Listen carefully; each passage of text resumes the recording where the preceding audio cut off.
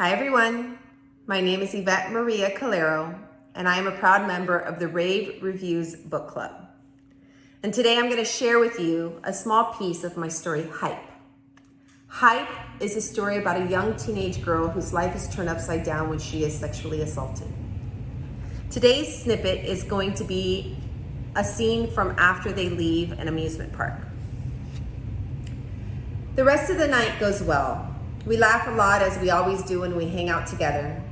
We leave a few hours later and I'm in a much better mood. We hug Sam and Dee goodbye, and Ryan wraps his arms around me as we walk to his car. He's kissing me and tickling my sides, and I try to avoid the tickling fingers as much as possible. Still, I'm enjoying myself. As he drives out of the parking lot, he turns left and heads into the park. He finds a dark area facing the lake, opposite from where Winter's Enchanted Wonderland is, and turns off the car. He turns to me and starts kissing me. He unbuckles his seatbelt and then mine before his kisses become more passionate, but I can't get into it. What's wrong? Are you seriously thinking we're gonna have sex right now? I lean closer to the window, hoping he gets the hint. What? You said you wanted to. We would have had your parents not shown up. He grins, most likely remembering my slip of the tongue, which led to this moment. So you thought we could pick up where we left off here, in your car? He tries to caress my face, but I pull away. What's the problem? I roll my eyes. What part of this seems romantic or comfortable?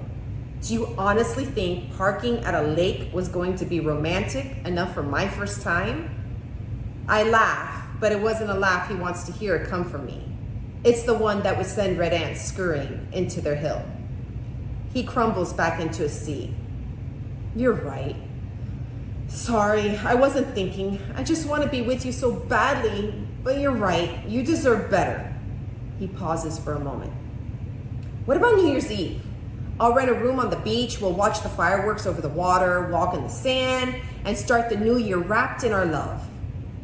The angry part of me thinks it sounds cliche and cheesy. The other part of me thinks it sounds extremely romantic. That is, until I remember Dee told me she plans on losing her virginity on New Year's Eve. Are those Sam and Dee's plans? Huh? How should I know? I don't know. Maybe when you were telling him how you almost screwed me, he told you about their plans. I cross my arms and glare at him, throwing imaginary daggers his way through my eyes. I didn't. It wasn't like that. Really? Was that the best he could do for a rebuttal? Deep breath. And who else did you tell, Ryan? Who else will find out when you finally de-virginize me? No one. Sam's my best friend, Cece. He looks down. My glare is ferocious. I figured you'd tell Dee, he says quietly. Well, you figured wrong. I told no one because I thought it wasn't anyone's business. I thought it was a special moment for just you and me, but apparently I was wrong. I start to cry. I'm not sure why I'm crying, but the tears keep flowing. Baby, oh, come on. I'm sorry, I wasn't thinking. I didn't. You're right. You didn't think, which makes me feel we're not ready for this. Baby, he tries to reach for me, but I scoot back as far as I can in the passenger seat. And I know I'm right. We're not ready for this step. I am not ready for this step. No, Ryan, I'm not ready for this yet. The idea that other people might find out terrifies me, and that alone tells me I'm not ready. Just take me home, please. He knows me well enough to know right here, right now, I'm not changing my mind. He puts his seatbelt back on and starts the car. I click my seatbelt in place, and the sound cuts through the silence so loudly it echoes. We ride home in absolute silence. Not even the radio is on.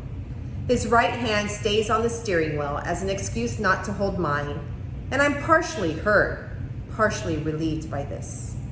As he drives into my driveway, he says, "You know, I don't get you. I thought you loved me." "I do." I can't believe he would say that. He scoffs and raises his eyebrows, making the anger in his eyes more vivid. "Really? Because apparently your image is a lot more important than your love for me. The fact you would think I would go around bragging about it as if you were some bimbo to conquer really shows me how little you think of me." The hurt in his voice cuts through me, and I'm crying again. "No, I don't think that. I do love you. He interrupts me, seeming angrier than before. "You know what? Maybe you're right. Maybe we're not ready for this, because right now, I don't even know if we should be in a relationship." I feel like I've been slapped in the face. The tears stream endlessly and snot threatens to escape my nose. "Ryan, don't say that." This time, I reach for him, but he pulls away. "Just go, Cece." He looks at me, and all the anger deflates from his demeanor. "Go, before I say something I might regret." "I love you," I snivel, and hope Ryan will repeat the words. Instead, all I get is silence. So if you enjoyed that little snippet, I encourage you to pick up my story, Hype, and I'd love to hear your thoughts on it. Thanks for joining me for this author reading, and I hope to see you around. Bye-bye.